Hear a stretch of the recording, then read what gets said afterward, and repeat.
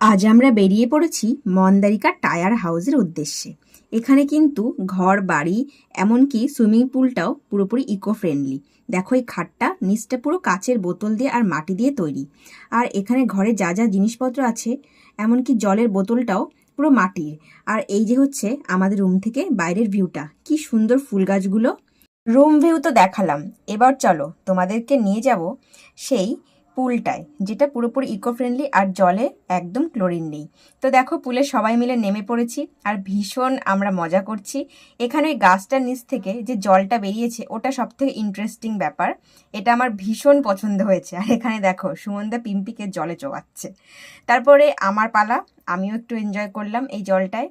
এই জলটায় আসলে তোমাদের ভীষণ ভালো লাগবে, পুরো মনে হবে কোনো একটা জলপ্রপাত মাথার উপরে পড়ছে। তো তোমরা অবশ্যই এই রিসর্টটা একবার ভিজিট করতে পারো। ভিডিওটা একটা লাইক করে দিও আর আমার চ্যানেলটা সাবস্ক্রাইব করে দিও। দেখা হচ্ছে নেক্সট ভিডিওতে। টাটা।